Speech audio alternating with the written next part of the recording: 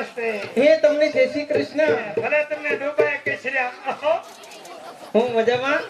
ખરે ઘણી મજા આવે તો મજા આવે છે ને? હા કોને કંટાળો આવે? કેમ તબિયત પાણી? અરે પણ સમજો બહુ મજા આવી એમાં આ તો આખો જ આનંદ છે. એમ હા આ એક પછી એક બેનની શા માટે બોલાવો છો?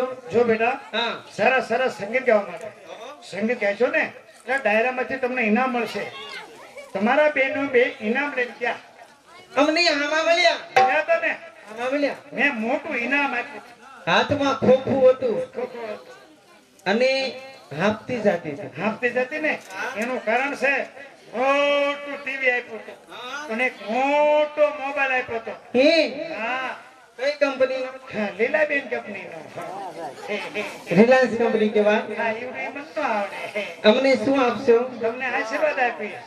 નકર આશીર્વાદથી પેટ ન ભરાય. હા ના ના મને અને સંગીત સંગીત સંગીત નહીં ગાવ. સંગીત તો નહીં ગા નહીં. કેમ? ના અરે દિલીપભાઈ ઠપકો આવશે ના નહીં આવું પડશે. મને નાની એવી શરદી થઈ ગઈ. ઓહો ઠક શરદી થઈ ગઈ. ના બેટા દેશી દવા કરો દેશી દવા કરો. દેશી દવામાં તમે કઈ જાણો છો? હું બહુ જાણું છું. પેલો જાણો. એ બહુ જાણો છો અને જાણું છું. હા જો દેશી દવા બેટા થોડુંક દારૂ પી શરદી મટી જાય. દારૂથી થોડી શરદી જાય ન જાય. નો જાય. અરે મારી 80 વીઘા જમીન ગઈ એક નાનું બુલેટ ગયું અને તારી શરદી નહીં જાય. ગેંગડું છે ગેંગડું. ઢેંગડું છે પણ બા હાટું નહીં. હેઠો બી જા. નીચે બી જા. ઢગલો થઈ જા. હાલો હાલો હાલો.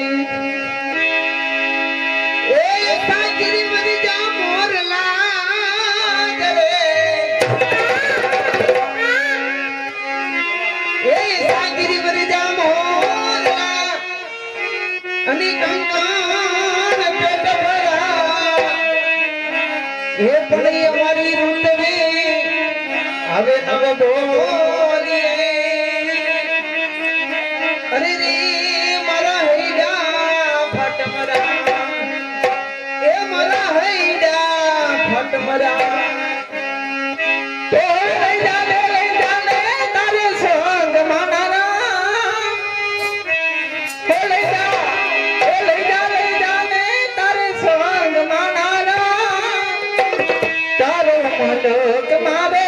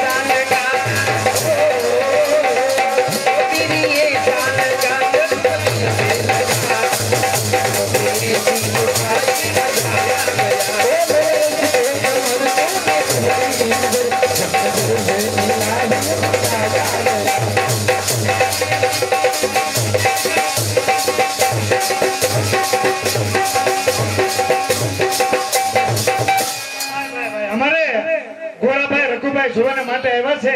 અમારે નિલેશભાઈ ને અને રવિભાઈ ને બેને 50 રૂપિયા ઇનામ આપે છે. અને બાજુમાં મારા મિત્ર આવ્યા છે. મને કે બોટાદથી શૈલેષભાઈ તમે પૂછે દર વર્ષે આવો ઈ મેં કીધું હા ઈ હું. મને કે 50 રૂપિયા શૈલેષભાઈ બોટાદ વાળાને આપે છે. એમને 50 રૂપિયા તમને આપ્યા? હા. પણ તમે કઈ મહેનત તો કઈ કરી નહીં. એટલે મને કે ઓલી સીટી વગાડો છો ને અને એસી લાગી લગન